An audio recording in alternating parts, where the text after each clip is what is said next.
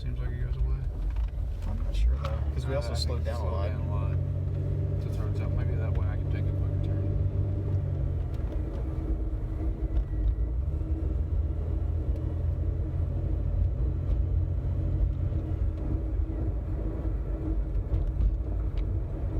And then when you tap the brake, it doesn't change at all.